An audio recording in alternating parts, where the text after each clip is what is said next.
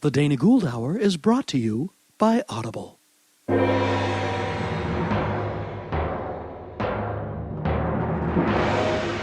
world gone insane. An upside-down civilization cannot be real. A world of madness and terror. It's the Dana Gould Hour. Another summer draws to a winsome close, which here in Los Angeles means we only have 5 more months of searing heat. But September is, for me, the official start of pre-Halloween season, so that's always great. And here at the show, it's business as usual. I will be on the road this September, a little bit, appearing in Philadelphia from September 20th to the 22nd at Helium. Please come out and see me. And the following weekend, September 27th through the 29th, I will be in Portland at Helium. The same club, different cities, same comedian, different weeks. So please come by.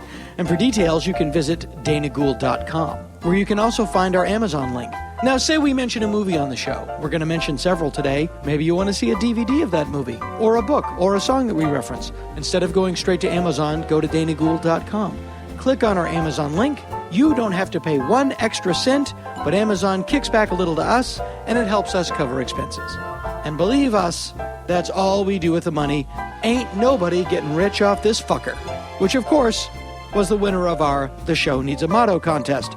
Joining me today are the hilarious Blaine Capatch. Blaine is a very, very funny comedian and a good friend of mine. Was kind enough to invite me along on Lucha Vavoom, which is a Mexican wrestling burlesque extravaganza that Blaine is the host of, and he allows me to do it with him. One of my favorite things that I do here in LA, and I thank Blaine for that. And Rita D'Albert, the producer of the show. You can follow Blaine on the Twitter at Blaine Capatch, BLAINECAPATCH, and you can catch up on his doings. The great Rob Cohen is with us today. Rob is a very funny writer and director. Rob and I became friends when we worked together on The Ben Stiller Show back in the early 90s, and we've hated each other ever since. Funny how nothing changes, which is the theme today. The more things change, the more they stay the same, don't they?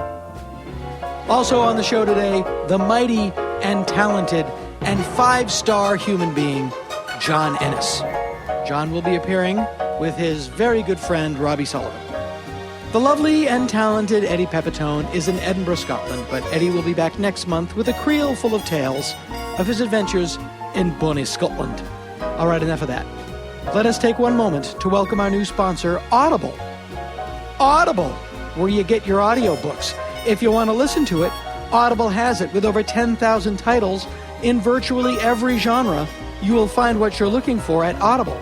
You can get a free audiobook and a 30-day trial today by signing up at audiblepodcast.com/Dana. It's just that simple.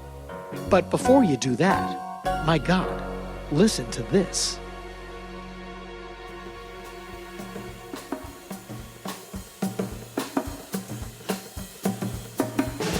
Now, Blaine.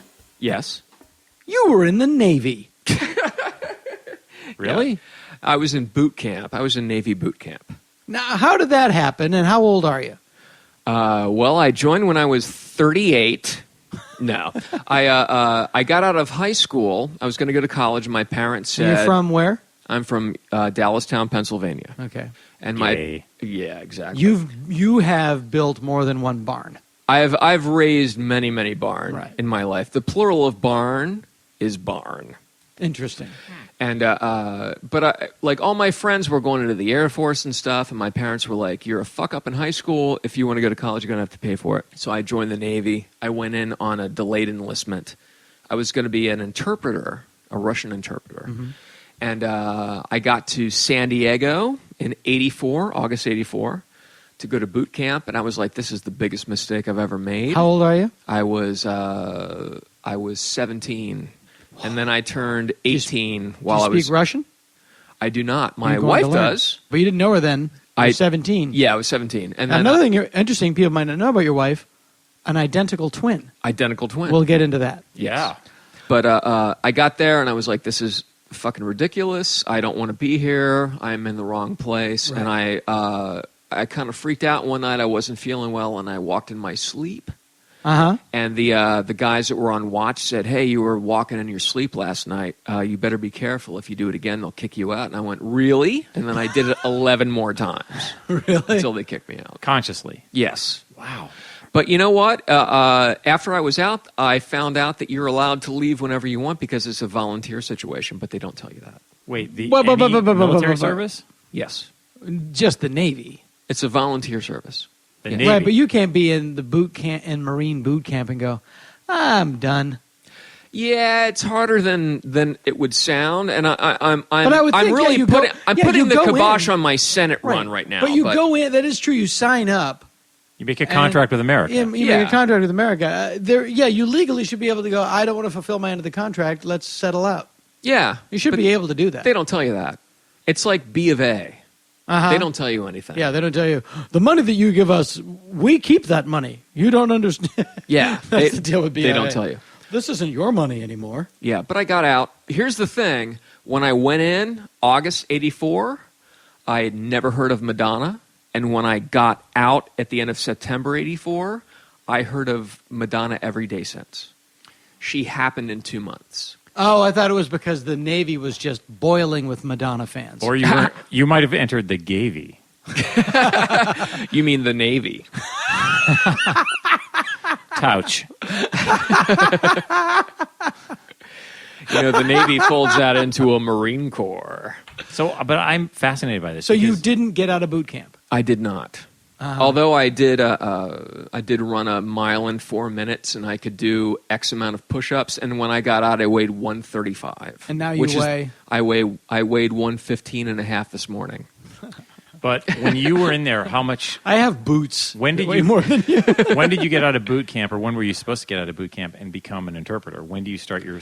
I would have special gotten training? out of at the end of September, I think, and then I would have gone into a training camp in Monterey for like a year, where they would have taught me fluent Russian. Wow. And then I would have gone into some sort of cryptological thing where I was going to be on submarines and Oh, God. and like I'd probably be in the CIA right now. Uh-huh. Wow. The company.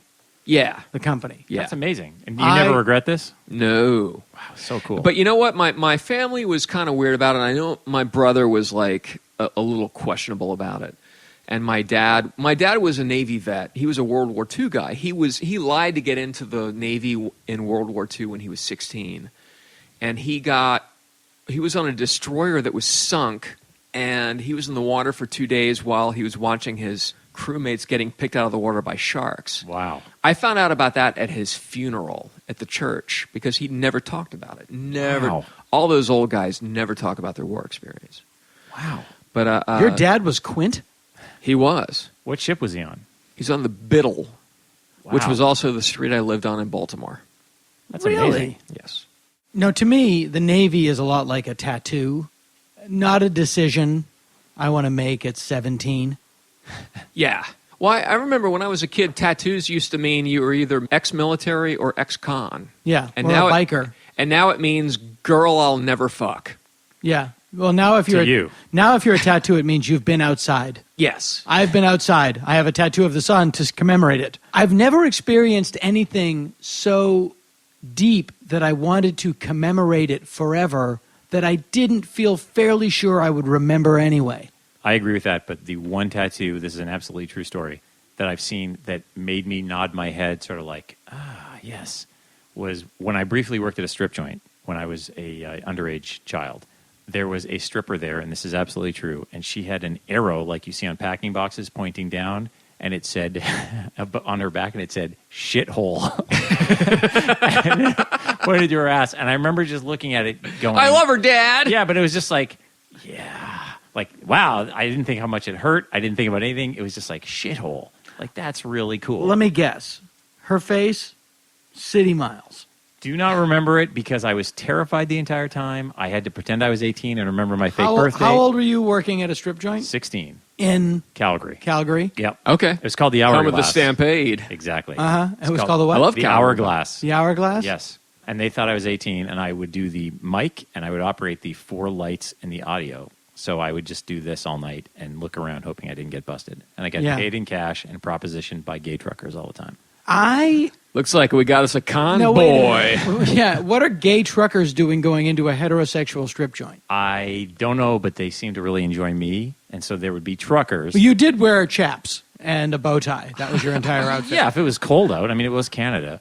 But My ass cheeks are boiling hot, but my thighs are freezing. Can you find my knot wallet? There'd be a lot of truckers there, and they would go there to see these girls who were horrible, but then they would always seem to converse with me, and this might be heightened because I was literally terrified, but they would always want to engage me in conversations later on after the show was over. So I would be standing there sort of talking to these guys, and I don't think they were that interested in how do you get the lights to go on and off the way you do it that way. And they would just talk to me all the time. Were they have gay affectations, or were they just like truck drivers that were like straight up? Hey man, you want to come on out and see my rig? It's really great, and then maybe we'll kiss. It was straight up, and the one guy that I remember had a trucker's hat, but it was like rattan. It wasn't felt.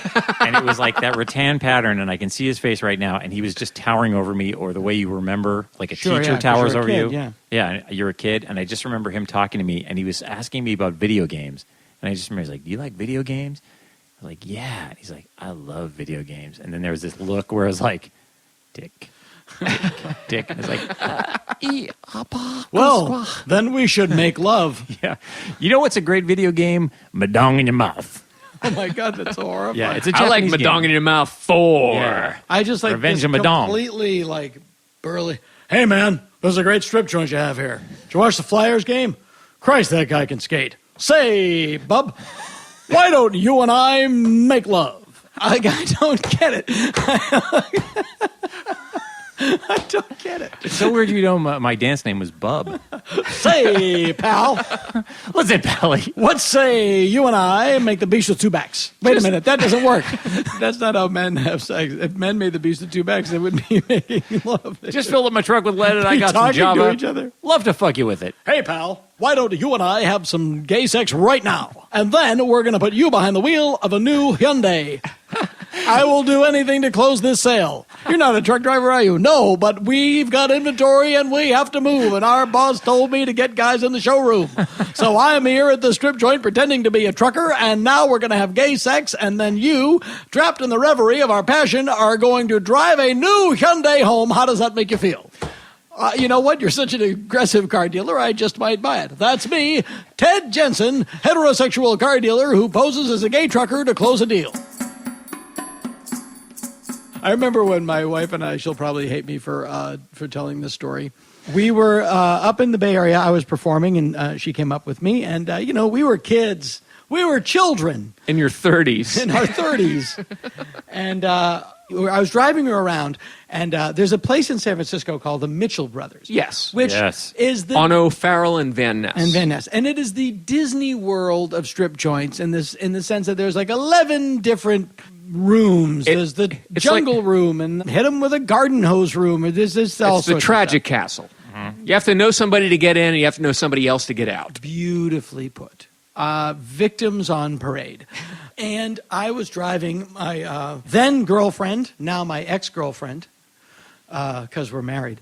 We're driving around, and I go, oh, there's the Mitchell Brothers. That's like the capital of strip clubs in America. And at that moment, a comedian that you and I both know walked out, and because it was San Francisco during the winter, he was literally wearing a trench coat. And I was like, oh, hey, man, how you doing?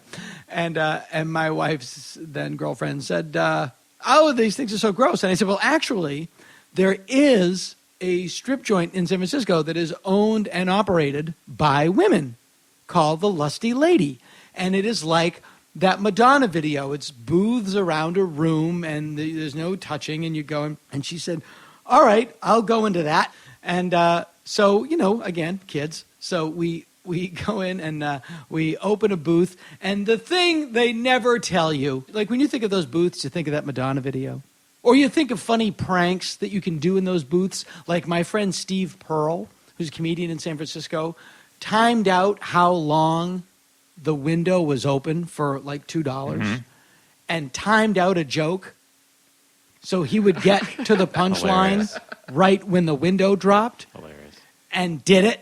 And it was like literally, and then the man came in, and the cow said, and the window dropped, and the girl literally went, But what you don't forget is the guys that aren't doing crazy pranks or just going there on sociological experiments, they're there doing business. Mm-hmm. And that business leaves, let's use the word, detritus. Free shellac. Yeah. And my wife and I go, oh, this will be fun. We'll go in, and then as we just both spun on our heels, just like this sad Russian guy with a mop and a bucket. And I was like, yeah. We're trying to run. We're not Pizza getting mojito. anywhere. Oh, God. Pizza mojado. Pizza indeed. mojado. Ay, ay, ay. Yeah, that was like, and this sounds like, believe me, I have my problems, but I was never like a strip joint thing. No, no. No, it's They're just so boring. I get sad. I mean, I really, well, now that I have daughters, to me, it's completely out. And because you really just do think, this is just, It's like reading the last chapter first. it's a failure of parenting. It's just, this is a failure of parenting to me. And it's uneducated. I am sure there are dancers out there that were raised in loving families that are having a great time and they're putting themselves through medical school. I don't really believe I'm saying this, but I'd have to say it. Medical school's more expensive than dollars in your G-string. Yeah. But Criminy Cree, it just somebody's daughter, even at Lucha Vavoom, which we host, Yes. which is just burlesque, which is pasties in a G-string. Blaine and I, for those of you who don't know, along with the very funny and talented Tom Kenny, who you may know as the show's announcer.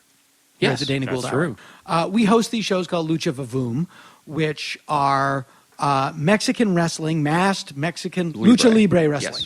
Yes. And then we'll intersperse it with these women that do real burlesque routines. Like, Yeah, not like Pussycat Dolls. no, they but like come out proper and, burlesque. Yeah, they come out in the giant paper mache moon and Old style. old school. It's very entertaining. All about the expression on your face. All about the expression on your face and nothing exposed.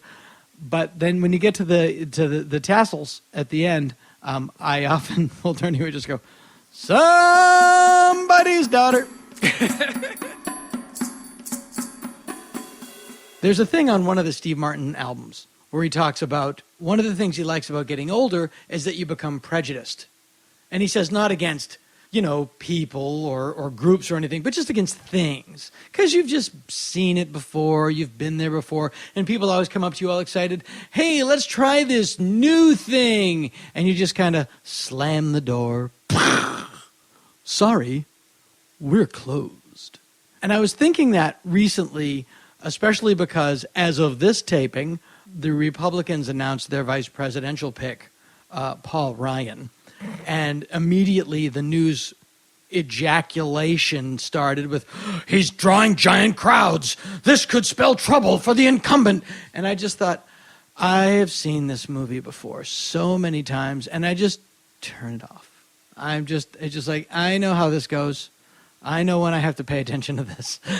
Until then, it's just like, if, in terms of that specifically, if you know who you're voting for and you've given some money, you have to pay attention. Because it's just, as I've said before, it's professional wrestling with ties. Exactly. Yeah. I don't have to watch. It also proves that all of the crap for the last 2 years leading up to this point in August does not matter a lick. And the real election starts now and ends in 3 months. And like a lot of things, all of this groundwork and everything goes together. And then at the last minute, it comes down to luck and witchcraft. Yes. Like Blaine Capatch, who's actually here. Hi. Hey, Blaine. Hey. How are you?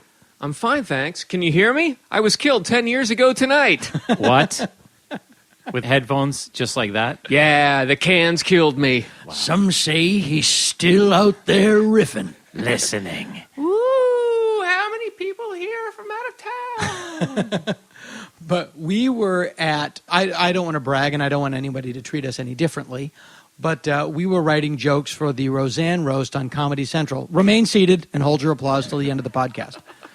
And you labor over the jokes. You want them to be good and you want everybody to have good stuff, and you take out the stuff that doesn't work, and there's a gatekeeper that's monitoring the material, and everybody puts a lot of care in it. And then at about an hour ahead of taping, people from anywhere are just running up to the guy who types the words into the monitors with jokes to change. And I realized that somebody could just have come in with a Magna Carta and dictated it, and that guy would have typed it, and 2 weeks of work would have gone right out the window.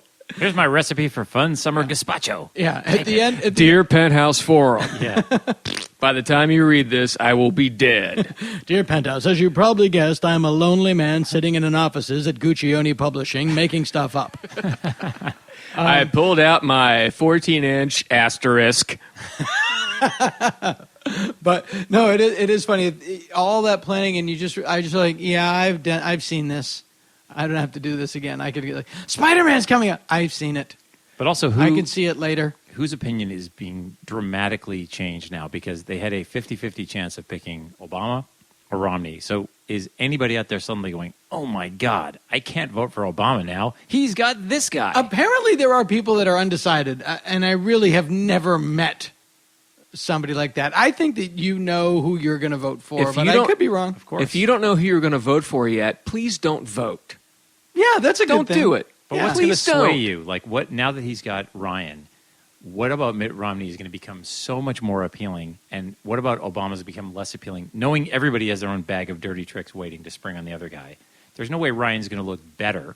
He's just going to continue to look worse. You know what it is? It's a cash fight. Remember, the Three Stooges would end in a pie fight. This is just a cash fight. This is just people throwing cash at each other. No, my face has been hit Yes. with a cloud of hundreds. Yeah, so there's a lot of wealthy dowagers acting horrified. I can't gin up the interest. Don't you find, in terms of like bands or movies or stuff, you're just like, yeah, I'll get around to that. I'll get around to it. I don't have to go right away. Yeah, well, the thing with a band is they'll always have an album you can listen to and go, hey, they were cool then. Yeah. But now I hate them. My friend went to see The Dark Knight, like the midnight showing here in California. And He didn't get killed, did no, he? I said here in California, not to go there. Thank God. But I was just like, oh, I wish there was a movie I wanted to see that much. Exactly.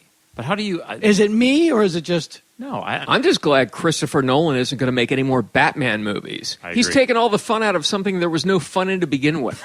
And everybody knows who Batman is. They're hanging out at his place. The Batman movie, for me, it's like, I have to see The Wire. But for me to see The Wire, I got to this is a commitment of 2 months. Me and my iPad, all the spare time I have, Yeah. catching up on The Wire. That's what I was like to see the Batman movie. Are you going to go to the Batman movie? I don't have a day. I don't have a full day where I could commit to watching people be stern. I don't have the hour to get to the theater, Yeah. talk to my friends, sit in the dark thinking about stuff that I need to be thinking about, Right. and then an hour of saying goodbye to my friends and then driving home. Right. I don't have it. 3 hours of CGI explosions. You know what this is? This is now there are 3 old Muppets in the balcony of the theater. You suck, Fozzie! I went to the drive-in over the weekend. There's a drive-in here in Southern California. Not at the drive-in, the band. No, It is turned there- into the Mars Volta. I didn't know that. Mars Volta used to be at the drive-in? Yeah, half those guys. Cedric and the other guy. I knew that. You did. Really? Yeah. I'm and going now, to and see, now they're back to at the drive-in. I'm going to see 10cc and Love and Spoonful at Jizz Fest. Really? They're both references to the amount of ejaculate in a common ejaculate. Yeah.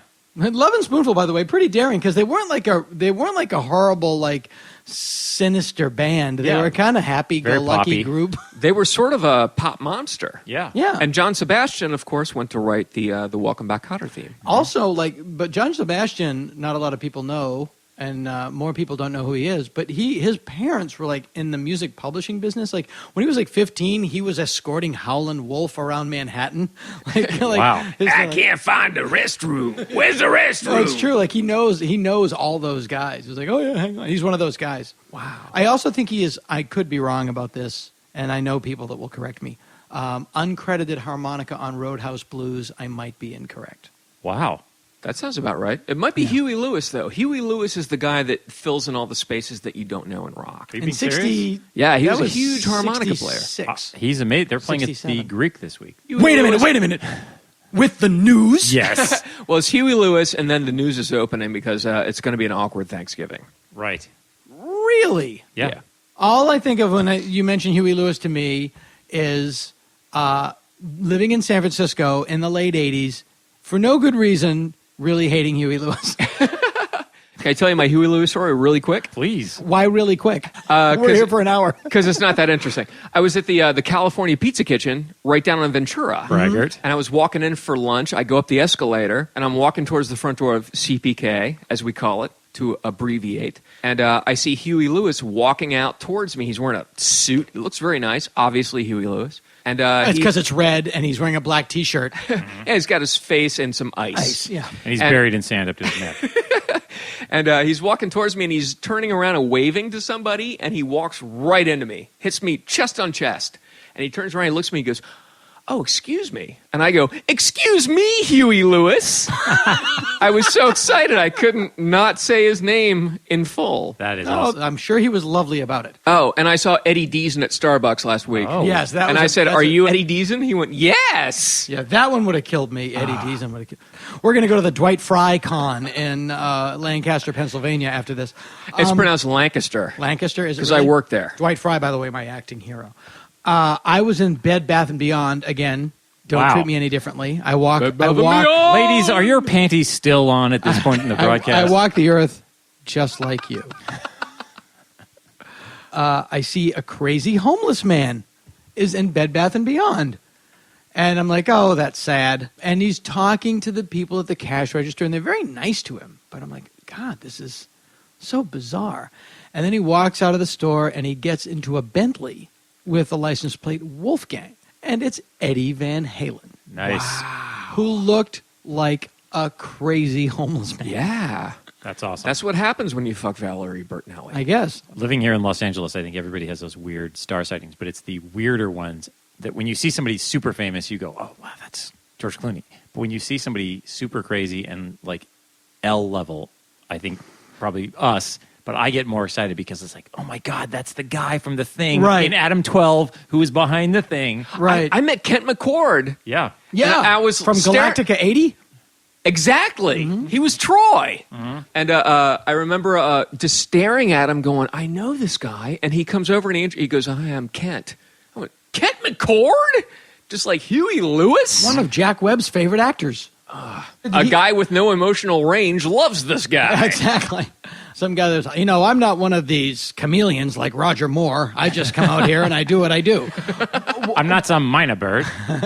I'm accorded up and then I go home. How is it that he introduced himself to you? Under what circumstance? I was at the Steve Allen Theater for the Rudy Cassoni show, I think. And he was just there. It's really And I think bizarre. I had done my crazy Rodney character, which is like a Paul Lind, Charles Sure. Nelson Riley thing. And he was Right. like, "Oh, you were funny. Oh my God, you're Kent McCord." Oh, that's so Adam crazy. 12, I used to see you waist high at my parents' cocktail parties in black and white. And you Hilarious. should watch it now because you can see like where we just had lunch. It Arts was, Deli. back then, I think it was a baby shoe store because they're always driving up and down. Same on the old Dragnets. They're always driving up and down Ventura. Boulevard. Wow. And I love I am obsessed with time. Like I really sincerely ache that I can't go back and experience other periods in time. Like Billy Pilgrim. Like Vonnegut. Yes. Yeah. Where you Yeah. can see Yes. everything from there to there. Yeah. But I would love to go back and spend a day in 1966 Los Angeles. Oh, yeah. Or it's unfair to me. Like, why can't I? Because everything is the same, but everything is different. Oh, completely. And- Well, I was over at Messina's, my manager, and we were watching. His manager, just so we're clear, is Logan Z. Messina. Yes, and we were watching an old, like, black and white Beverly Hillbillies thing where they're driving up Highland, and somebody said, "What does that look like now?" And we got on another computer, and we were watching them side by side. It was the Beverly Hillbillies black and white opening, and then Highland on Google Maps. Right. So it was like this side by side thing, and it was so futuristic that Yeah. it made you go, "Oh, that's right. I don't have a jetpack, I don't have Rosie the robot cleaning up after me, but this is as far into the future as you can get. Yeah, and our phones are all vastly more sophisticated than the tricorders were. The on communicator Star Trek. didn't have any apps on it. They couldn't watch anything. What are you listening to on your communicator? My favorite band, Crosby, Stills, and Colonel Rehawk from the Gamma Uprising. Hey, Spock, go on cakefarts.com. Don't just do it. It's awesome. Spock, cake farts. Do it. That is a good, and I love the fact that the most sophisticated technology we have, the greatest use of it always gets boiled down to a cat baking pasta. Yep. Or something, That's like the noodles with butter for kids. But I would share your same wish I could go back in time thing. But to me, it's always the Old West. Yeah. Oh, there are many places that I want to go. I would definitely, LA in the 60s would be cool. But when I was a kid, because we grew up in sort of a Western town, I would say that to my uncle, like, God, I would love to go back to cowboy times. And he would always sneer and be like, doesn't matter what day, it's just going to be hot. I'm like, And it's going to stink. yeah, but what about the winter time? He's like, it's just going to be hot. It's just going to stink. Like, he would take the fun out of it. So every time I would see a Western, I would just imagine these poor people are sweating. I would be uncomfortable for them. And that ruined for a long time me wanting to go anywhere. Having recently been with horses, the bane of my existence, for a week, you forget just how horribly wretched the Old West must have stunk. Oh my These God. guys out there for weeks on end living with animals. Yes. Just like a Leather wet pants. dog. Yep. Yeah, but I mean, how much of that is you applying modernness to the Old West?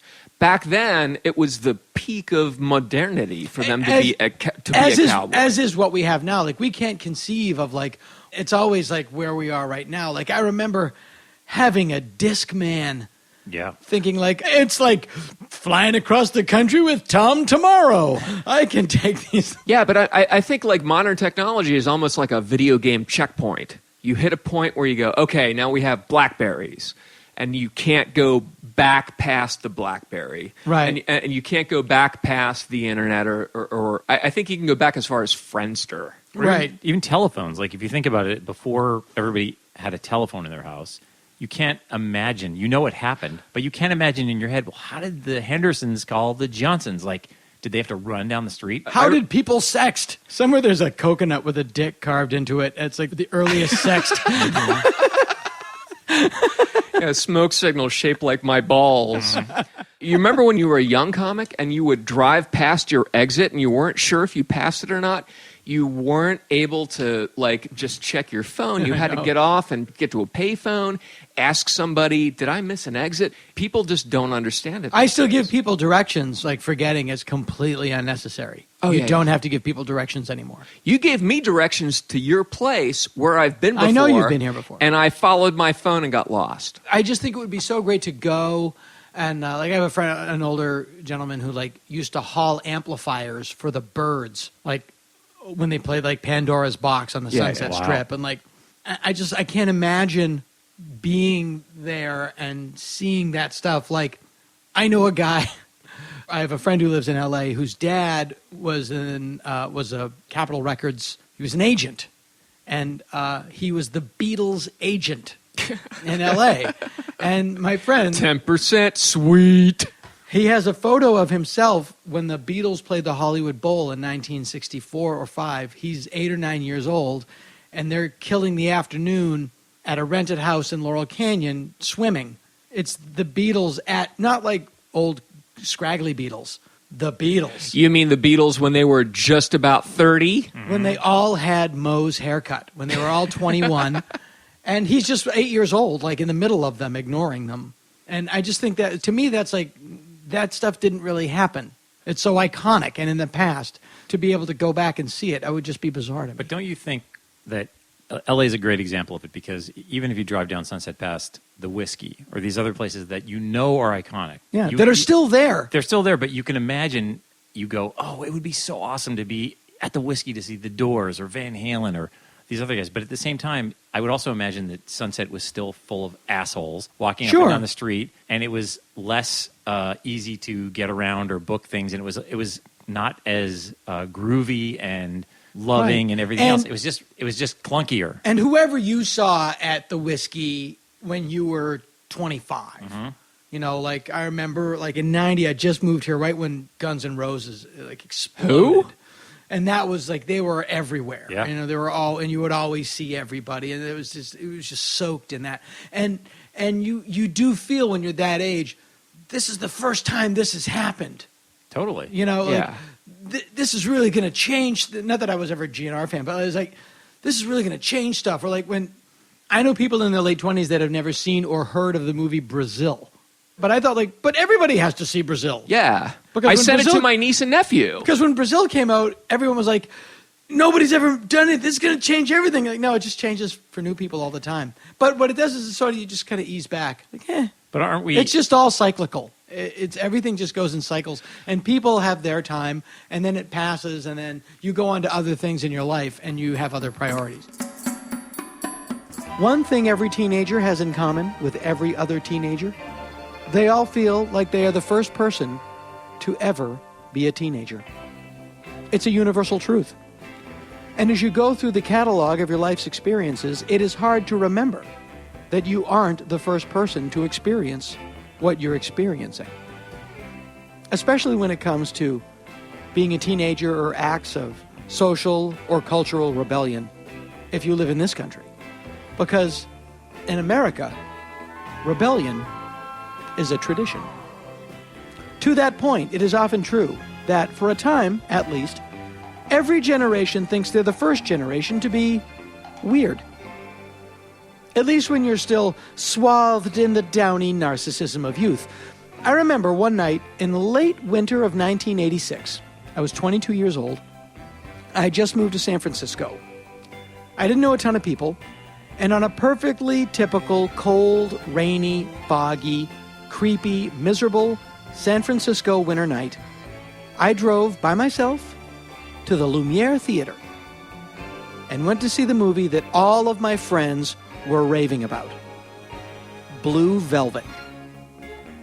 What a great movie to see by yourself on a creepy night in a sketchy neighborhood. You see, for the uninitiated, the Lumiere Theater in San Francisco is a little art house cinema that is wedged between two very different neighborhoods with equally suggestive names, Nob Hill and Polk Gulch. Nob Hill is where you go to live if you're wealthy, and Polk Gulch is where you go if you want to get poked in your gulch. But I digress. So, I go to see Blue Velvet, and it blows my mind. Mommy loves you. Baby wants to fuck. Get ready to fuck! You fuckers, fucker! You fucker! Don't you fucking look at me! That movie killed me. I had never seen anything like it before. Yes, that's a human ear, all right. And of course, I walked out of the theater thinking, no one has ever made a movie that weird before. Of course, how could anything cool have happened before I came along? It's an incredibly narcissistic viewpoint, along the same lines as the people who think the world is going to end next month. Oh, sure, it's been here billions of years, but it's all going to come down while I'm here to see it. But if you want to see a movie every bit as weird as Blue Velvet, even more daring, in fact, and that it was made by a major studio with bigger stars, made 24 whole years earlier, you want to go see 1962's Whatever Happened to Baby Jane. Want to see it again, little girl? It shouldn't frighten you.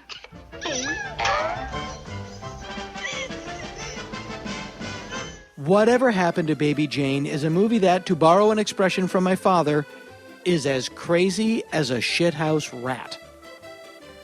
The film tells the story of Jane Hudson and her sister Blanche. Jane was a giant Shirley Temple-like star as a child.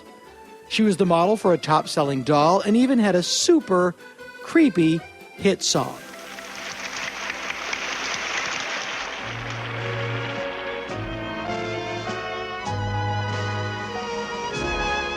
I've written a letter to Daddy.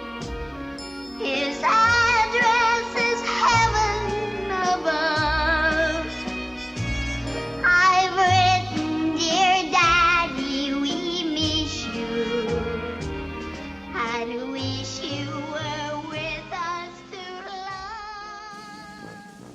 But fame and fortune were a long time ago in a galaxy far, far away for Jane.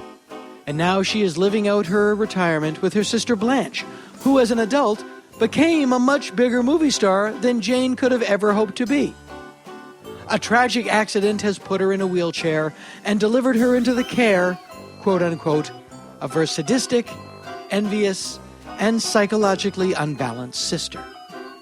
Now these two faded stars and bitter rivals were played by real-life stars and bitter rivals, Bette Davis and Joan Crawford, who, in real life, fucking hated each other. And this hate affair is played out on screen over the course of the movie. Jane, deeply psychotic, believes that her sister Blanche is having her committed to an asylum. Pretty good guess.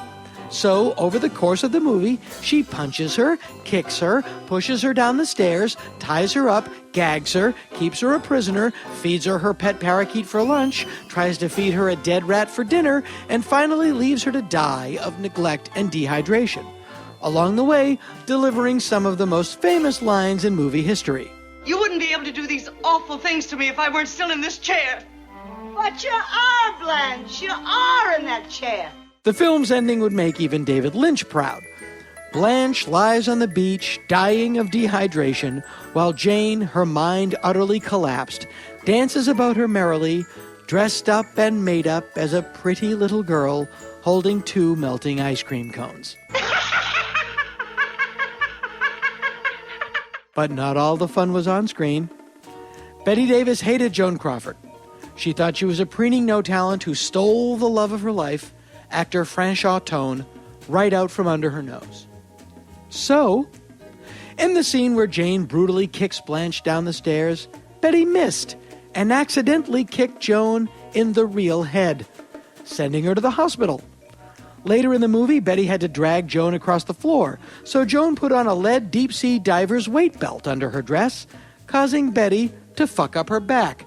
Oh, the list goes on and on. Lastly, Bette Davis was nominated for an Oscar for her role. Joan Crawford was not. But Betty didn't win. The Academy Award that year went to Anne Bancroft for The Miracle Worker. But Anne couldn't make the ceremony because she was doing a play in New York. So who accepted for her?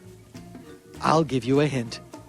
It was Joan Crawford, who went out of her way to walk right past Bette Davis on her way to the stage. Now, I know what you're saying.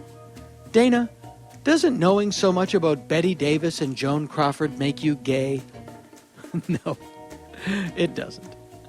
Everyone knows that liking musicals is what makes you gay, but it does bring me full circle, back to Blue Velvet.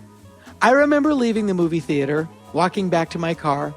It was late, it was foggy, it was dark, it was rainy, and the only people on the streets were me and this gay hooker dude. Cruiser dude. He was posted down at the corner, and I was walking right towards him. He saw me walk up to him, he looked me in the eye, and then I walked right past him. And I guess he got really offended because he stamped his feet really hard on the ground. Maybe that's code. I don't know. I just kept walking. What can I tell you? Sometimes you feel like a nut. Sometimes you don't. Whatever Happened to Baby Jane was made in the watershed year of 1962. A lot happened in 1962. The world almost ended during the Cuban Missile Crisis. The first Bob Dylan album was released. The first James Bond movie was released. The world almost ended during the Cuban Missile Crisis. I think I mentioned that. I am fascinated by different periods of recent history. I would love to travel back in time. I would love to spend a day in 1962 or a week in 1962 or 1968 or 1954. I just find it endlessly compelling. Now, there are a lot of books about that fantasy. Jack Finney wrote a great novel called Time and Again, which is pretty close to perfect. And Stephen King, good old Stephen King, as reliable as a goddamn Volvo, wrote a book last year entitled 11/22/63 about a man who was able to travel back to 1958 and then decides to stay and live there long enough to kill Lee Harvey Oswald before he assassinates President Kennedy. The attention to detail in this book, how the food tastes different, he can't find diet soda or 2% milk, how we can't wear jeans all the time or carry a backpack, how he has to stop humming songs that haven't been recorded yet. The attention to detail is so great. The story is so engrossing. I so highly recommend this book. And you can have it read to you if you go to Audible. audiblepodcast.com/Dana. Get a trial membership. Download Stephen King's excellent book, 11/22/63, for free. And take your mind off traffic while you drive to work. You'll thank me later, in person, with a handshake, your eyes, or baked goods.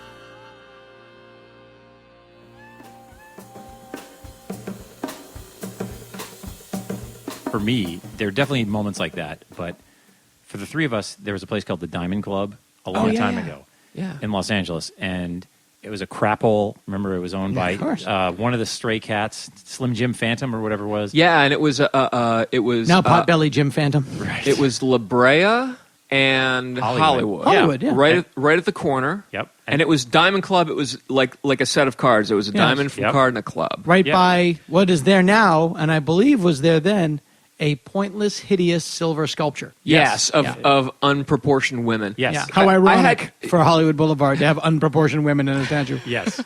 But I had just moved down from San Francisco, and everybody had come down from there. So everybody that was a comedian was working at Diamond Club.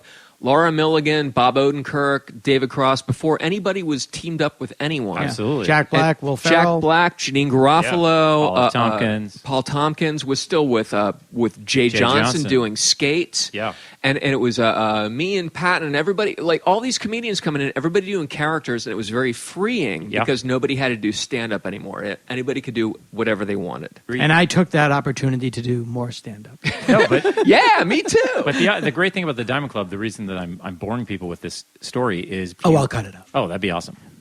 Is because the three of us all had the same experience with the same people, but at the same time, that is one of those places where very strong friendships started, and I also think that great creative experiences started, but also you could start to feel like what your personal comedy vibe was or what you liked. Absolutely. And that's sort of... It sort of was a Venn diagram of experiences, and there are places like that. Exactly. This is a ridiculously grandiose analogy, but for the West Coast alternative comedy scene... Which is also the East Coast alternative comedy scene. It was sort of like... Yeah, it was. It was sort of, that was like... Seattle in the mid-'90s or Liverpool in the 60s. It was like... It was situation as France. Yeah, everything came together and came to a boil. Yes. I remember in the summer of... I remember in 1994 when Uncabaret was at its peak. But I remember being at one of those shows where just everybody was at, everybody, and looking at Andy Kindler, and we both said, this won't last. There was a moment... The vibe wouldn't last, or... Yeah, like it was beautiful. Like it was. I mean it in a good way. I mean, like that. It was. It was a moment. Yeah. It was. If you equate life experience with sexuality, it was a social group at the peak of orgasm. It was like, this is when we are the most of what we can be. Sergeant Pepper as a group of people, and then it's going to go away. Yeah. Sergeant Pepper. Or coming. I think was the analogy that I was just making. I remember having the same... For the benefit of Mr. I had the same moment with Greg Barron at Largo. And I would go to Largo every Friday for the John Bryan show, and it was like this beautiful cross-pollination of music and comedy, all these musical people that were great, Elliott Smith and Robin Hitchcock and Amy Mann, and all these great comedians coming together. Elliott Smith, Robin Hitchcock, Amy Mann. Yeah, they were all hysterical. And Amy Mann, her bit about how she couldn't stop her leg. She's a girl, but her last name is Mann. Oh, wow. Her name thinks she's a dude. Oh, till Wednesday. How's that work? But I remember being in the back, and everything was cool. It wasn't like there was ever any doubt or fear or anything. But I remember Greg Barrett looking at me and going, how is this going to end? It's all going to come apart. This is going to come apart because everything comes apart. It's the nature of systems. It is. Most prescient. It goes back to the political thing, which drives me crazy because what we have now, for many, many, many reasons, is you have the extreme left and the extreme right, both of them thinking that only their way is the way to do it, and they're just going to constantly battle until one of them wins. Black v. white. Right. No one will ever win. And when you get your way, the first thing that will happen is you will exhaust yourself and your way will crumble. With politics, especially with American politics, it seems like people are Republican because they think the country used to be a certain way when it was a Republican country, and they hang on to this Norman Rockwellian impression of America, Democrats as well, and they try to imbue these candidates with their memory. Like Obama's never going to behave like Norman Rockwell. Romney will never behave like Norman Rockwell, but they think America. Well, you see it. That. I mean, you see it with Reagan already. Like, it's like people forget that he needed a plane to fly. Yeah. No, he couldn't fly. He had a plane. You know, one of the first things that happened under his new budget and the tax codes that all went through was that all these state-run hospitals got shut down, and all these mentally ill people were just thrown out into the streets. And then suddenly you had this giant homeless problem, which no one had ever heard about before. And now homeless is a verb and a noun now. Yes, and it wasn't even a thing before then. And, you know, they said that there was plenty of public food available for these people, and then they analyzed it and they saw that, you know, the vegetable that they had access to was ketchup. You know, they had all this, there was all the stuff he did not, as my dad would say, shit ice cream from a platinum ass the way people ascribe it to him now. But that's what, I'm not political at all, but every one of these people, whatever year it is. And you're from a country that you claim is in, what is it called again? It's Canada. Canada? Yeah, I'm from a country that's not going to your heaven. You're a Canadian. Yes. I love Canadians. Thank you. We love you. Brown chicken, brown cow. All of their speeches, every single speech in the history of politics, but recently, if you turn down the volume on the TV, and whether it's Bachmann or Obama or Romney or whatever, they all have that cadence and the gesturing and whatever it is, and you know the two things are going to happen.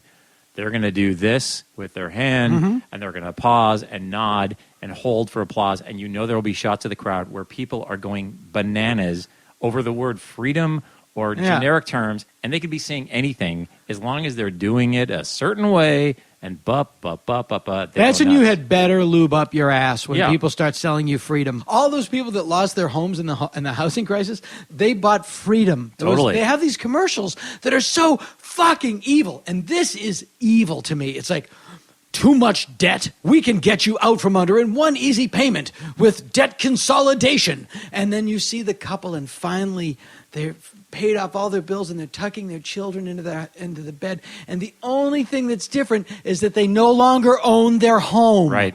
That now a bank owns their home. See, Or if they reverse defaulted mortgages. on the bills before, what might happen is the phone company would shut off their phone, or the cable company would make it so they couldn't watch Survivor. Now if they fuck up, they're on the fucking street. And I'll tell you something else. I don't like that frog and the singing pig either.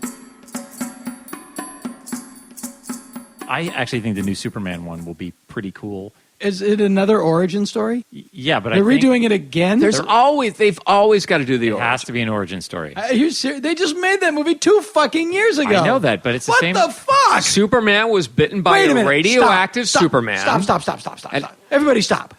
You're telling me there's a Superman movie coming out next year that is a remake of the Superman movie that came out last year. It's not a remake.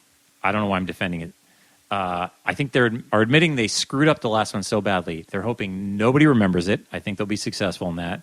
And then there's a new one that is supposed to be very lo-fi, very simple with a lot of unknowns, and that you will feel is the correct Superman. Okay. And that will further eliminate the Brandon Routh version. Now, the one that supposedly fucked everything up, that guy is now remaking The Munsters. Yes. Okay, good. That's all I need to know. I think the guy who's going to play Superman is going to do a great job. I can't imagine See, if Tim Burton did it, we would finally get to see Helena Bonham Carter as Superman. or her in a movie. I would. What does that look like? You do know that Tim Burton was supposed to do the Superman with Nicolas Cage. Why am I not sad that didn't happen? That's They have a shot of Let Nicolas me Cage guess. in the suit. He's got long hair. He's got a crazy S on his chest. It's fantastic. Let me guess what it would have been like. kind of a comedy, but not really funny, kind of a drama, but not really gripping. Quippy? Too long with a lot of browns and grays. Wicker Man Returns. Yes, what happened there was Warner Brothers had enough money for one giant movie. They could make Nicolas Cage's and Tim Burton's Superman or Will Smith's Wild Wild West. And Will Smith's movie made more than Tim Burton's last movie, so they made that because when you think of America in the 1800s, you think of black people in positions of importance in the government. In honor of the Dana Gould Hour's commitment to celebrating great cinema, we are proud to present another edition of Great Movie Monologues, as read by children. Today, Francis Ford Coppola's Meditation on War and the Savageness of Man. Apocalypse Now, as performed by children.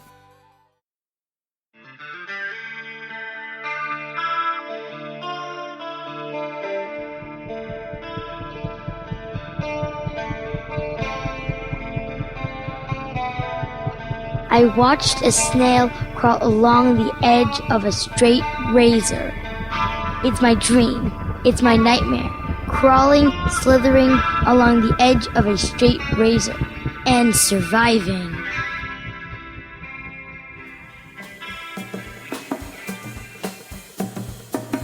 My friend Michael from Canada, who loves these places. He has great tits, by the way. Thank you. He dragged me to a strip joint when we were in Tampa Bay, and he loves these places, and I hate these places, and I will pay. And I have been to a strip joint with you. Yes. It was one of those things like 20 people are in Vegas, and we all went to whatever it's called. It's like the Olympic Gardens or something. And Sue and I, my ex-girlfriend, now wife, beautiful bought you a lap dance, and I've never seen you bolt faster from a room. It was like I was. To be Lovey honest, Howell. the lap dance was from John Panette. But That's true. I was like Lovey Howell with some irradiated sugar beets. Look it up. By the way, they are looking for a new drummer. The irradiated sugar beets. Oh my They're God. at Spaceland all week. That's amazing. My friend Michael, who loves strip joints because he just loves boobs and things like that. He used boobs and things like that. The whole woman. He's like an Indian. He doesn't throw any part away. He likes the gums. He uses the whole woman. He uses the whole woman. He's amazing. But doesn't Michael, and can we speak of this? He likes a certain part of the woman so much. That's true. And it's not the part that you'd think. That's true. He likes their cocks. I love the Adam's apple of a gorgeous broad. He likes ladies' feet. To the point that, like, when I told him that my wife often walked around the house barefoot, he couldn't comprehend it.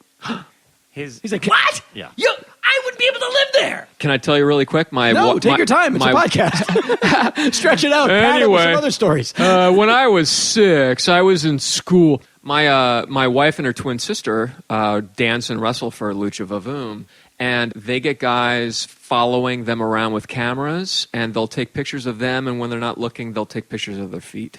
Yeah. It's a huge foot fetish thing. Twins? Yeah, twins, obviously. I just assume they have gum when I see your wife and her sister. Oh, yeah.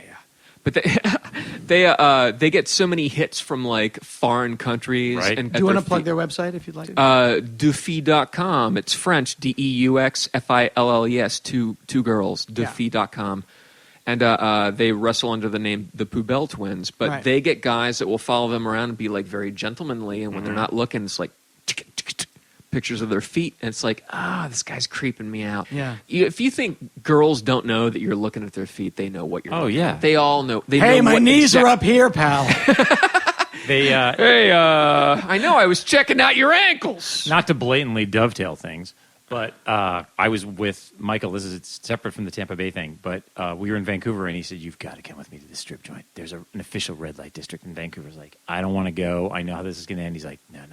How does it end? With Michael jacking off in the men's room? No. Let's get pizza. He says to me, "This place is different. It's high end."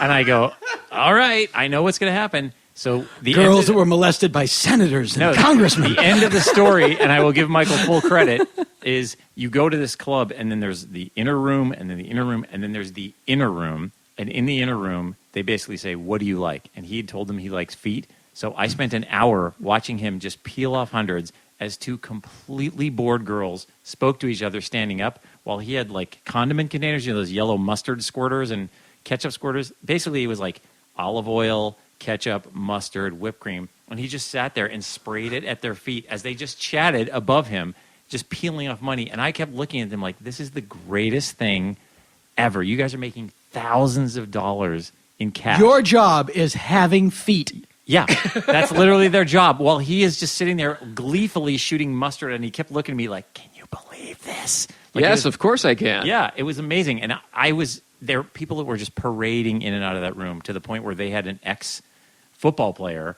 who was making sure that the guys who were so eager to come in there couldn't come in. And these girls were making a fortune, and it is genius for those weird, not phobias, what is it? Fetishes.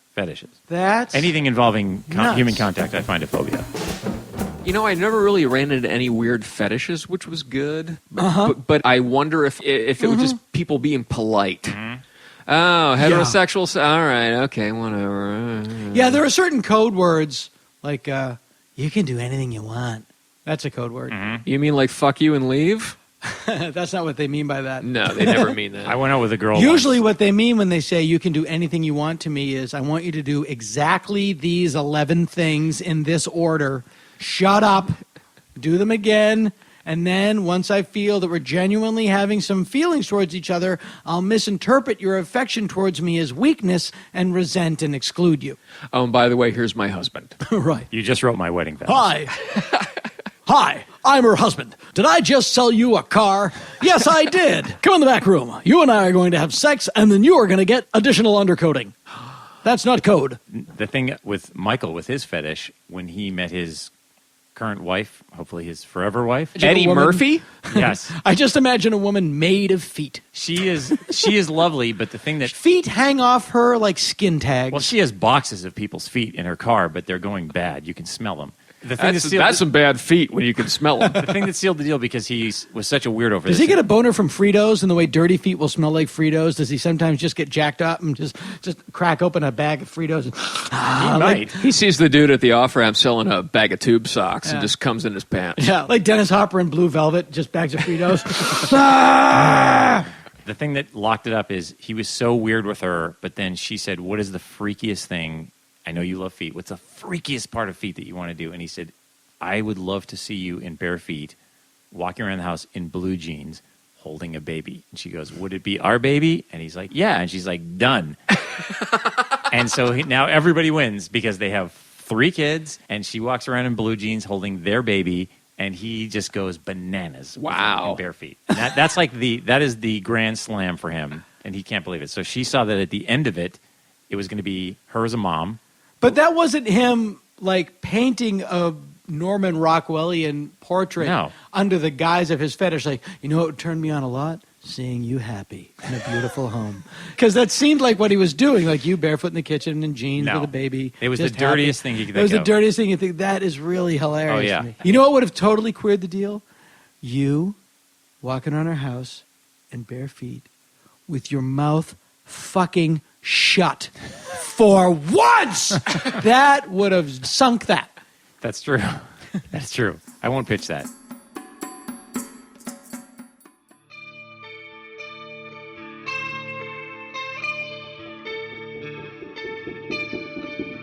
Everyone gets everything he wants. I wanted a mission, and for my sins, they gave me one. Brought it up to me like room service. It was a real choice mission, and when it was over, I'd never want another.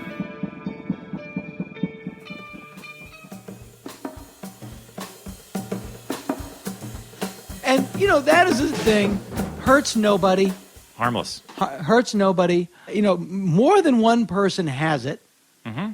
So there has to be something that squeaks in your brain that makes feet appealing to you. It would be so much easier than to be turned on by, like, a woman's genitals, which is, you can't just see them. It's a lot of effort. Well, what's weird to me is I'm, of course, turned on by a woman's opinions and feelings. Do they have those? Only on weekends. One thing I don't miss about being single is dating somebody and finding out or trying to find out what their fetish is. Like that weird kind of thing where it's like, I gotta pee. Want to pee on me? I don't want to be here anymore. They say that to you? Well, it's that weird thing where you realize that somebody is into something that you are not even close to. Oh, right. Yeah.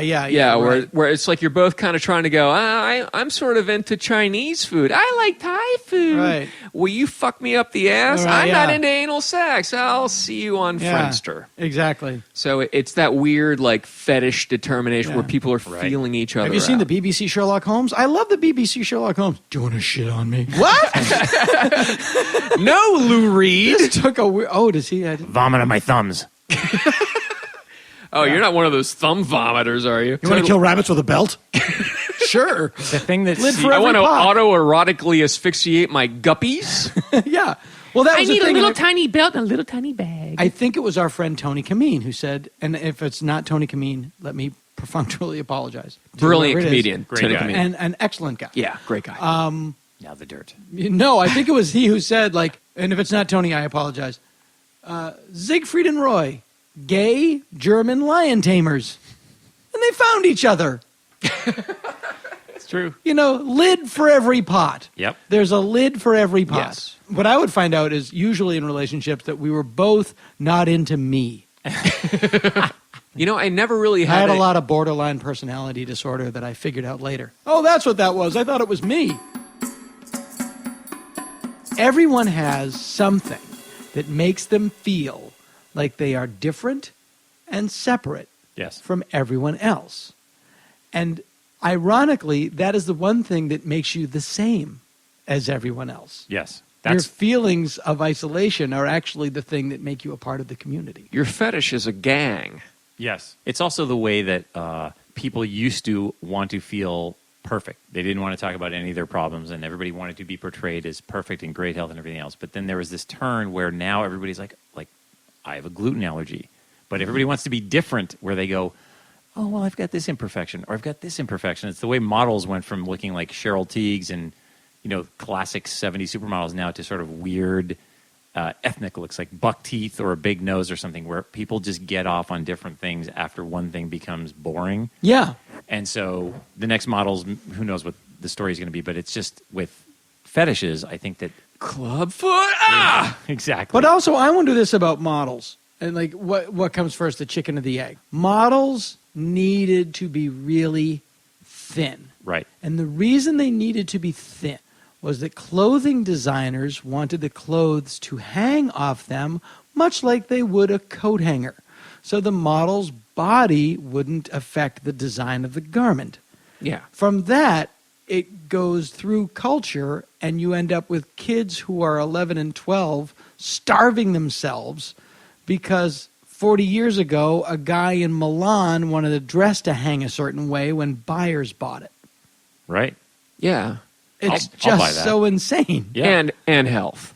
Yeah. And Yeah. diabetes and heart disease. Yeah. Yeah. But it's also like the definition of beauty became so berserk based on something that had nothing to do with what a beautiful woman was. It all had something to do with how a piece of cloth would react to gravity. Can we start something right now? Which is Eating potatoes?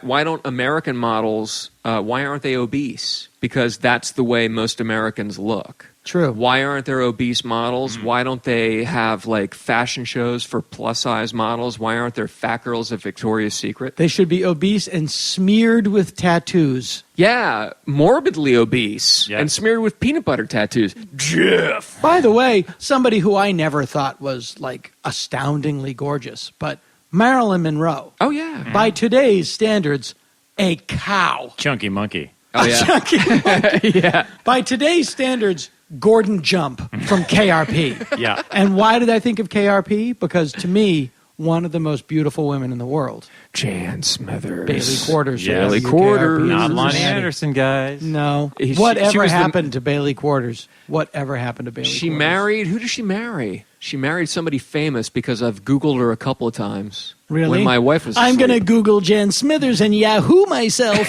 Was it Randolph Mantooth? That would be great if it was one of those. Randolph Chicktooth. She was the best. She was. Lonnie Anderson to me looked like a weird, overweight, puffy woman in these tight, weird outfits, and that's why Lonnie Anderson looked like a real-life version of the way people are drawn when they appear on the Flintstones. Yes. She looked like a Bill Ward dream. You could literally take pieces She of looked this. like a pony drawn by Mort Drucker. You could take pieces of this podcast and rename it Bitchy Old Queens. Oh my God! Can you believe those big droopy tits? Yeah. Nerd Oh queens. my God! She's like the Carol Doda of "Don't Go There." Yeah. She's like Nerd Queens. That girl is to high heels what DeForest Kelly is to not being a doctor. It doesn't work. He's only a doctor. Can I get a what? Nerd Queens. Can I tell you something about the first season of Voyage to the Bottom of the Sea? 6 windows on the front of the sea view? I think not. Not this chicken sister. I like seasons 2 and 3 with the 3 basic windows because it's also more aerodynamically sound. And can I talk to you about Will Robinson and the Jupiter 2? Where was the Blaine? Oh, Dana, I can't believe that you were talking about the Jupiter 2 like that. Oh, Dana. Where's Billy? I met Jonathan Harris, Dr. Smith from Lost in Space, at one of these. No, don't you mean Commander Gampu from Space Academy? No. His voice is lower because we met him. It was right when they did the movie, the awesome movie, the best thing Gary Oldman ever did, the Lost in Space movie with William Hurt and Gary Oldman. And I said to him, you were with me, I believe, or Ken was with me. Yeah, and the Beverly Garland. I said, excuse me, Mr. Harris, are you going to be in the movie? They have these autograph shows for those of you who don't live out here. One of the great things about living in Los Angeles, in addition to easy access to the Mission Tiki Drive-In movie theater. And lots of feet. Lots of feet. Oh, everybody has feet. God damn you. I once felt bad because I had no shoes, and then I met a man who had no feet. He was a star of the musical Footloose. So let's not dance. Help me up and dance. By the way, no degrees of separation from any bacon. Very true. Yeah, there you go. I say to Dr. Smith, are you going to be in the movie? And he looks at me, holding my hand the entire time because I shook his hand when he said it. And he looked at me and goes, they offered me a cameo. A cameo! I am Zachary Smith. And he looked at me and he went, not this chicken sister. And that could not have been a more perfect moment with Jonathan Harris. Not this chicken sister. Can I tell you my Rip Taylor story really quick? I don't see how that could be interesting. even though I see him at Mel's on Sunset on Sundays around noon, he goes there every day with his ducktail toupee on. Does Linda Lavin still rush? Oh my God, Vera, shut up! I was working on Mind of Men See It, Don't Tell Anyone, and I'm on the lot. I go outside to use my cell phone. And I'm on the Hollywood Center Studios lot. Sure. And I see Rip Taylor walking down the street with a phalanx of people behind him like some weird parade. Like there's a video going on. Uh-huh. And Rip is wearing, he's got his toupee on, and he's got a gray jumpsuit with a collar up and a neckerchief. And he's walking down like he's a parade leader. And I'm like on the phone going, what do I say? I got to say something. I've got to say something. And he walks around the corner, and I go, I love you, Rip. And he looks over his shoulder and he goes, damn straight you do! Good for him. That's my Rip Taylor story. I used to have the same mailbox as him, like post office box. Mail box. Get it? I put my, quote, foot into his, quote, foot. And I was... I heard he has a foot fartish. Nice. It was so funny. He walked in one day and I said, just like, he looked really skinny. Nowadays, if you ever have a gay friend and they lose a lot of weight, but they were overweight, and you're not sure if it's good news or bad news, and you're like, hey, you look great. Been working out. And that's what I did with him. I said, like, I didn't know him, but I would see him in there occasionally, and I just go, hey, you look... And I kind of like froze, like, oh, shit. And he goes, oh, I was doing Hairspray. And he just started talking about how hard it is to do a musical tour on the road. And he just lost it from exhaustion. And it was really funny. We just had this, like, he talked to me like he's known me all of his life. Oh, yeah, and then he just walked in. I'm sure he picked up the conversation with somebody else. It's like if you ever get into a cab in New York and the cab driver just So my uncle, he's got a swimming pool, and I'm convinced it's just one long conversation that they have all day, and then you get in and you pick up a part of it. It's like an exquisite corpse, but it's the reverse of other people. Yeah. I just since we're talking Rip Taylor stories, I had lunch with him once when he did a sketch on the Ben Stiller show. Oh, right, okay. And it was I wrote a sketch starring he and Susan Anton, and it was at the Hollywood Canteen. God. So I went to lunch with him to describe the sketch, and it was me in the middle. Because that was when I went hot tubbing with Susan Anton. Yeah. Go ahead. Yeah. And he was without his toupee and was the nicest man and had the most interesting life. He worked as a page in the Senate and all of this other stuff. And I was so fascinated by him that I was like, oh, my God, like Rip Taylor, I love this guy. He's so wacky, but he's so interesting. He's so great. And he was telling these captivating stories. And I think Susan Anton literally said something like, I like eggs, like something on the other side. It's just like, and then Rip Taylor just turned to her. This won't convey on a microphone, but basically turned to her and just was like, gave a shut the fuck up look. And there was this moment where like, yeah, Rip Taylor and I. Fuck you, Susan Anton. That says a lot about you because you are heterosexual. You went to lunch with Rip Taylor and Susan Anton, and then you and Rip Taylor teamed up on Susan Anton. Welcome to Political Talk with two guys from Boston. A working man's look at the socio-political issues of our day. And now, Political Talk with two guys from Boston. Welcome to Political Talk with two guys from Boston. Our view of the extant controversial stories in the news in the world. Yeah, it's like a daily affirmation that someone out there is wrong. Nice. Yeah. I'm Johnny Condon. Yeah, this is Robbie Sullivan on this end. We work for Bevilacqua Heating and Air Conditioning. We're cool if you're cool. Bevilacqua. You know, Robbie, this show is about the art of conversation. That's a nice way of putting it. It's the art of conversation. Yeah. And it's all about confronting and dealing with the great philosophical questions. Yeah, you have to listen to be heard. Exactly. Like people always ask you, if there was a flood, who would you save? Would you save your dog or a criminal, but a human being? Which one would you save? My dog is a bit of a criminal. Is he really? Yeah, I'd save him, though. It's no question. How well do I know the other criminal? Why would you say, get that criminal up on the roof? Yeah. Put him in the boat first. My dog will be fine. It's something people rarely say. Get that rapist over here. He's got something on his face. And all these fucking sayings that don't mean shit. Here's one. Yeah. Guns don't kill people. People kill people. Yeah, but who pulls the trigger? Yeah, what the fuck does that mean? Yeah. Thank you. That's 11 seconds of nothing. Yeah, that don't mean nothing. Yeah. When was the last time a guy walked into a crowded building and slapped 48 people to death?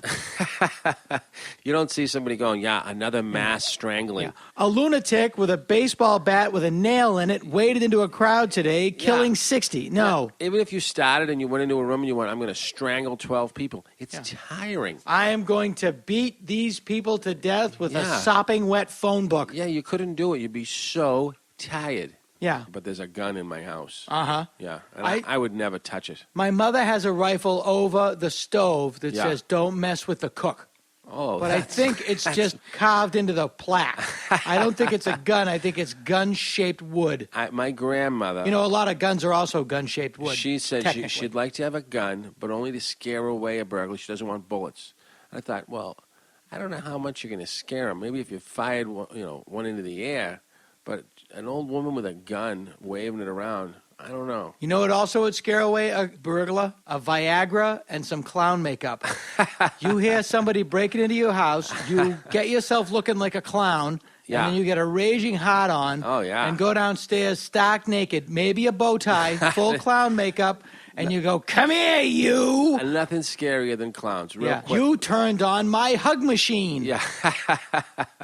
Good fucking luck. Once I was in this nature place, right? It's like a nature store, and I'm in there. Oh, I thought you meant the woods. No, I love the woods, but not that. That's scary. Let's stop at that nature place. Yeah. It's called the woods, genius. This guy was making his own, like, mucilix or whatever that is. Muesli. It makes you regular. It's like psyllium husk and some other garbage. Oh, I took psyllium husk for a while. It's good for you. It cleans you right out. Psyllium husk is wonderful if you've ever wanted to know what it's like to shit an army boot. Yeah, that's what happens. Everything in comes out. But what happened was, I'm in there at this place, and it's nice conversation, smart people who want to be healthy. The art of conversation was in full once bloom. Again, it was really in full bloom, and everyone's talking about what do you do when you're not healthy? How do you get there? Right. And this guy comes in. He's a chiropractor, which some of them are real hacks. Spooky. But a little spooky. Yeah. This guy comes in ordering a 50-pound bag of oats and a 50-pound bag of this and a 50-pound bag of that. And he's an older man, and he asks me, hey, could you help me move this to my car? Do you mind? And I'm like, no, all right, I'll help you. I'll help anybody do anything, especially because I feel like a strong man. It feels good to give someone a hand. So I Strapping youth. Oh, yeah, and he pays for it. It's not as much as you would think. I'm thinking, wow, that's a pretty good deal. If this guy's making this medication to have everybody regular, he wants regular folks around. Anyway, I take it out to the car, and it was so easy for me. I lifted one bag on one shoulder, one on the other shoulder. He goes, oh, geez, I'm only a couple blocks away. Would you mind moving these up to my apartment with me? I got to go up 3 flights, and I've had a problem. The story's getting worse. Yeah, well, it's all leading to where we started, which is a frightening thing. I get into his apartment. I do help him. Does this end with you with radiator burn marks on your forehead? Thankfully, there was no bump here for me. Did the man's name rhyme with Melton Mon? Not this time, thank goodness. But what does happen is I get in and I kind of have the 2 bags on my shoulder so I can't see as I enter his apartment. And I step on a rocking chair, right? I step on it. I hear, Right. and it sets it into motion. I put down the bags. I look, and there's clowns everywhere. Oh, Jesus. A full-blown human-sized clown is in this rocking chair, and it's looking at me, and it's moving, and I swear to God, Are you shitting me? Yeah, I didn't need the mucilix. I crapped a clown. I was so out of there. And he had asked me, like, would you like a cup of tea for helping me? And I'm like, I'm going to have the tea another time I'm out. Like, I couldn't There even are so many things I would rather see than clowns. This is the scariest group of clowns skeletons I've ever seen. They're all Paints. Yeah. There's something about a group of clowns. Oh, yeah. Now you're out. You don't want to be there. No one wants There's to be there. nothing charming about a clown in the moonlight. That's what. You know what I don't like about clowns? Everything. Yeah. It's scary to me. I don't know what it is. I'm not scared of most They want you to things. be happy, but they Sharks. don't want you to know who they are. Yeah, exactly. Sharks, snakes, and clowns. It's too mysterious. Now that is a show that I would watch. Sharks, snakes, and clowns. Sharks eating clowns. We just fed him another one. A couple of real nut birds that have slaughtered a bunch of people. I love it. You put them in clown makeup and you take them out off the vineyard. Yeah, that's a reality show that I would get a You hold just of. chuck them in. The ones that are documentaries, those I can buy into. This I would love. It's like it's a real show. Yeah. And every week they pick out a dirty clown. Shark Week just got crazy. They think the nose is a blood. Yeah, it's white water. What was the movie called? It was called Blue Water, White Death. Oh, I love This would be white water, red death. Oh, that's all the colors in the clown universe. I see polka dots with blood for the opening. Who wants to be a fucking clown? Yeah, no one. I mean, Who's like in high? Did you know anybody in high school? Are there any new clowns? You know, I have respect for jugglers. They don't scare me. But if a juggler decides, oh, I'll get more work if I'm a clown, it's misguided information. It's not true, and everyone's going to be scared of you. What is the conversation like? Ma, Dad, I'm gonna be a juggler, and then he leaves, and the father turns to the mother, and somebody gets punched right in the chin. There's no other way around it. I think you're right. I think if somebody decides I'm going to be a juggler, there's silence. And like you say, the next move is not made till that person's left because they don't know what to say. How do you judge someone who says that? You're like, oh, they're looking for their happiness. Yeah.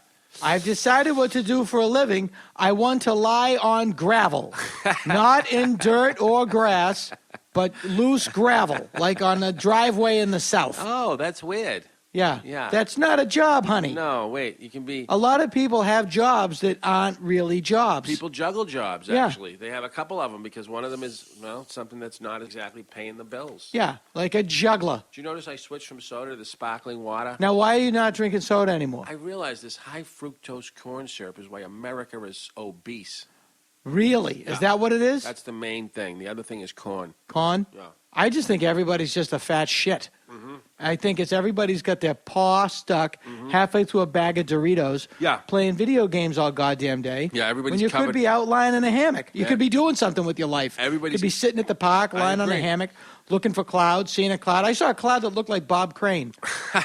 Would I have seen that if I was playing video games? No. All my and then I friends- remembered he got all my strangled with friends piano are wire. covered in some colored dust. It's the Dorito color. They're covered in it all the time Yeah. when I see them. And I just That decide, orange dust. whatever it is, you know it isn't right. It's not, like the Star Trek where they turned the guy into a cube. Yeah, it is like that. And then they crumble them up, and that's what you have on your hand. And you go, how did you make this decision to get so addicted to something that's not even the color of food? It's a very strange move. Because it's not an organic color. Yeah. It doesn't exist in nature. It doesn't. Look at the sparkling water. It's clear.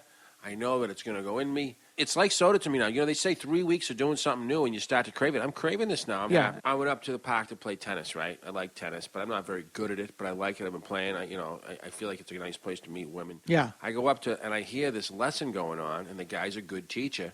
I start going there every week at the same time and taking the cart next to them. That's how I learned. See, here's the problem I have with tennis. Yeah. I played one game for 11 seconds. I signed up at the park. Yeah. Girl.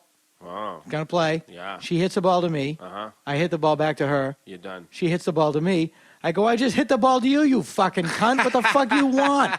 It's a pro. They don't know what they fucking want. But listen, if you just and then I realized later, they told me later Yeah. that was how it goes. Yeah, that's what I just thought you gave it, I gave it back to you, and now you're fucking giving it back to me. Shit, I get off the pot. It's ping pong with some distance, and after a while, you start to realize, oh, if I hit the ball hard enough, she's got to pick it up. I said the C word. I'm going to get letters. That's the fun. Yeah, I didn't hear it. Swears are the spice in the salad of language. I've been working with you for so long, I block a lot out. It just goes in and out. It's Yeah. like a dog barking. Yeah. It's like a dog barking at a I helicopter. understand it. There's times at work where we're tense. We're trying to cool down people's places. It's hot in there. It's hot. You know, we're usually We're cooling called them in- off. Yeah, we're usually called into an oven, and it's like, oh, bring the ice cubes. That's what I thought when you said that story about going into a guy's apartment.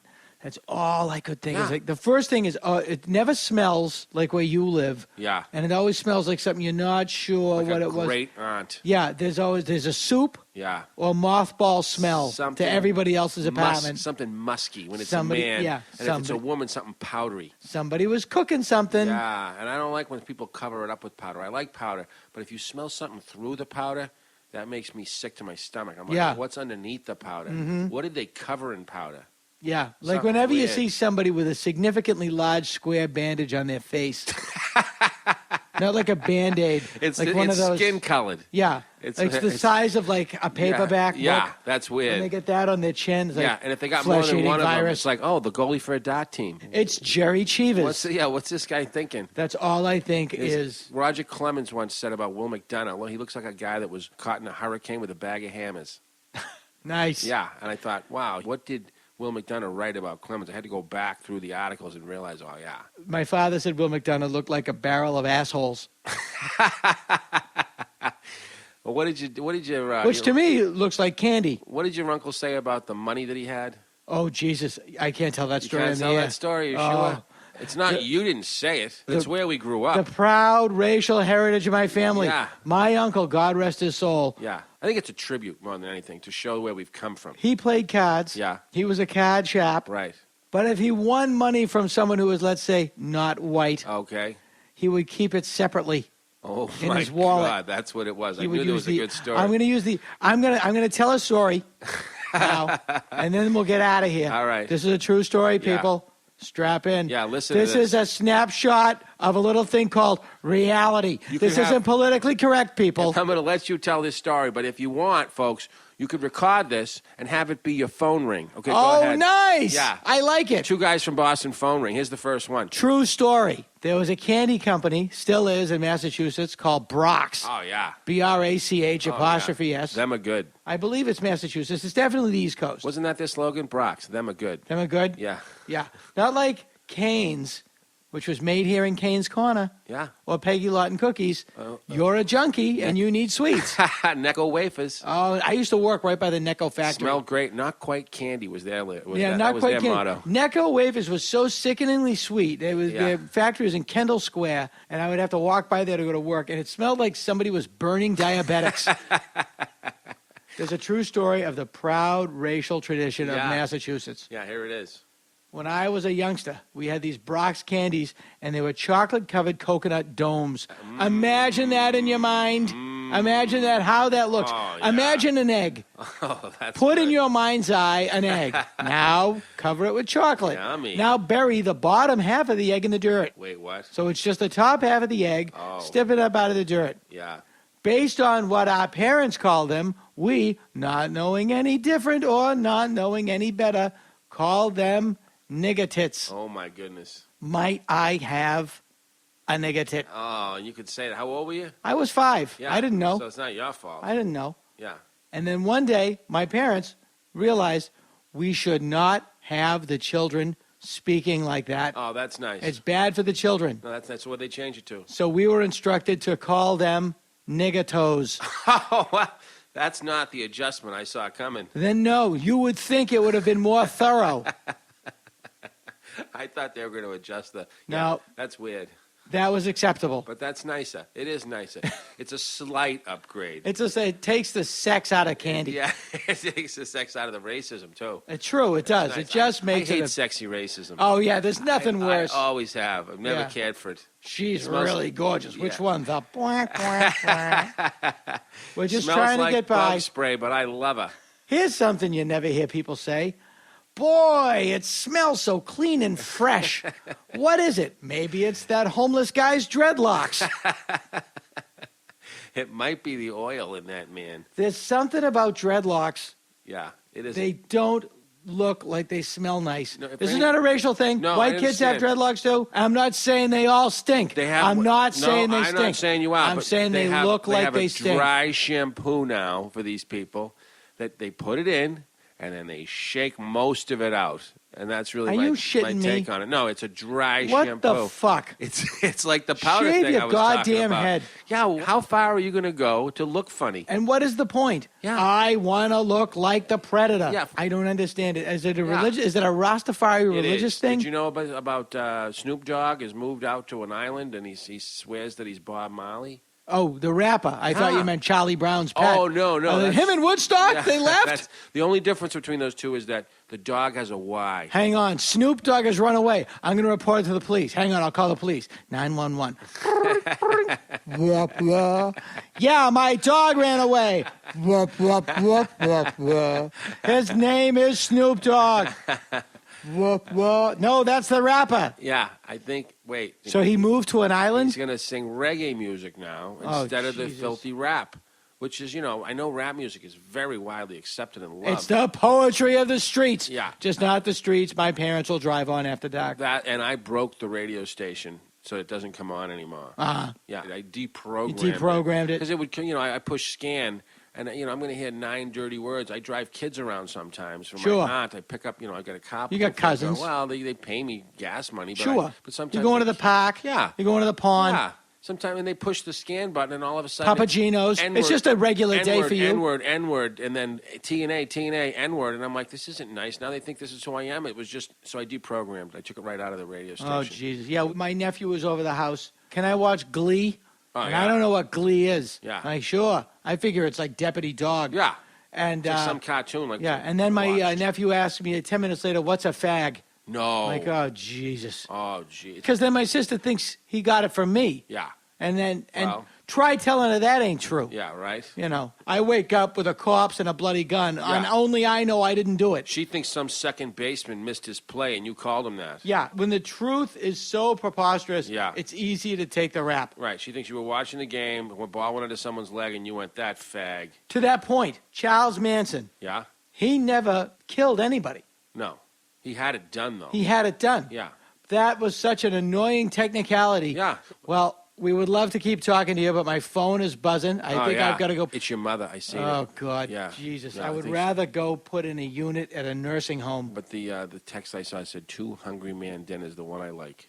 Oh, okay. So that's not hard. We can do that. Well, on the then, way. yeah, and then I'll run while them you're in. there, can you grab me a Dinty Moore? Oh, yeah. I'll do it, though. If I run in, it'll take 5 minutes. If you run in, we lost you I'll for be the in there all day yeah. because I'll buy a taste of sea or a I Swanson's. know. I know. And she's going to ask she's going to want to wait until the light goes on in the oven and all that. If you can find a better silver dollar-sized pre-cooked cobbler, you eat it. Don't forget who we are. I'm Johnny Condon. Robbie Sullivan here. Get the fuck out of here. We'll miss you. Political Talk with 2 guys from Boston.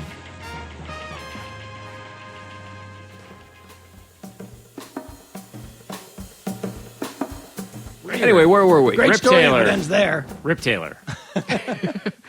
This is it, folks. I don't dance. I love all those old they just work. Yeah. They just work. Bryan Cranston is a great example. He's like, I'm just a working actor. I'm happy to be working. Yes. Bryan Cranston is one of those people. Jane Lynch is another one of those people. Brilliant. So cool. So cool. Been around, has eaten their share of shit, and they get a break, and they're completely appreciative of it. They understand that it's the carnival. Yeah. And, it's great. It's really... And they get that there's a shelf life to it. Yeah. And then there are people that I've never heard of that have entourages. Right. Yes. Yeah. It's just a different way of approaching it. I agree. Who do you want to be? It's so funny because that is... sort of gets back to it. It doesn't really matter what you call it. It's, you're trying to find something that makes you happy, whether it's feet or you're just trying to find a thing that makes you happy. Right. I like my career and I like to be rewarded for things, but also just like outside of that, the stuff that makes me happy is so simple, and it drives my wife insane because my wife is she's in the world. She's like, we should go to Barcelona. I'm like, what is your idea of a great night? I would love to just sit on the couch and watch an old Alfred Hitchcock movie and have ice cream. Like that to me. What? That is like, I wanted to go to Barcelona. Yeah, we haven't seen Rope ever. So you want to do it's that in on one the way big to the shot. airport, but I think that's a good balance to have because I know you're a beautiful lady. I think that it is simple stuff, but it's the assholes that get hung up on like, I need to accumulate this or do this, and that's why I hate websites like Deadline Hollywood or Perez Hilton or poison. Us Magazine, things like that, because it's all about either what I will never get, it's all about either envy or fuck you. Yeah. And that is my kryptonite. It saps me where you just see like people putting so much energy. And you have to remind yourself of it every single day. When things are fleeting, they take your energy and they flee with it. Yes. But Us Magazine in particular, that one, whenever you look at it, it's like, they're just like us. Isn't it just pictures of people walking? Yeah. It's pictures of people on the beach. Yeah. With cellulite going, check it out! Yeah. Hot bikini bod. Like Deadline Hollywood, immensely successful. I think the Writers Guild gave them all their power during the strike. That's another conversation. But that website seems to be either dangling, look at other people's success, or look at how this thing tanked, or here's my bitchy opinion. And that's all it is. And I know people that are in very important positions in Hollywood that go to Deadline Hollywood if it's writing about them, and then they read the comments as if that has any relevance. It's 200 pissed off, unemployed, if they were ever employed, misspellers. Yeah, who live in North Hollywood that want to be a screenwriter, that have an action spec about a truck that becomes a boat. Wait a minute. Let's pitch it. Truck boat. At The Simpsons, there was a period. Waterwolf. I don't know if it's still Robo Shark. It was a lot of attention was paid to what the people at nohomers.net or nohomers.com said, and they were like, "What are they saying?" And then somebody went and looked, and it was like 250 13-year-olds. You don't need to hear any of that stuff. I've said it on this podcast. It's just like, never read the comments. People who read comments after a news story and then they get in a fight. Yep. It's like yelling at a cloud. It means nothing. Yep. There's no point. I like that on... Really? You have an opinion? Let me hear. It's basically those sites to me are like the TripAdvisor of entertainment, where it's just like, oh, I once met this person and they suck. Or it's like, worst executive ever. I will say, go, girl. Yeah, exactly. I will say this about conservatives. People might think they are conservative, but when it comes to leaving comments, they are liberal with their use of the exclamation point. Yes. Oh, yeah. You only need the one. Typical lib, 11 exclamation points. Why don't you go back and kill more babies with your hatred of guns? 347 exclamation points. When it's political, it's always typical lib. And it's like, look up the definition of liberal, open-minded, easy, live and let live. It would be one thing if the Christians were all devoutly liberal, because at least that would be consistent. Christ-like. Yes, almost. True. But it's just the opposite. You know why? It will be the epitaph of this planet. When the sun goes nova and we're a burning hulk floating in dead space, some alien will come down with a laser beam and write the planet's epitaph. which will be Pobody's Nerfect. This has been the Dana Gould Hour, brought to you by the Internet. Music by Andy Paley, with Jake Posner behind the board. Engineering by Brent Butler. Internet junk by Spencer Hunt and Segan Friend. Sound editing, effects, and everything else by Jolinda Palmer. Hey, if you like the show, why don't you drop us a line at show@danagould.com. Tom Kenny speaking. Not this chicken, sister.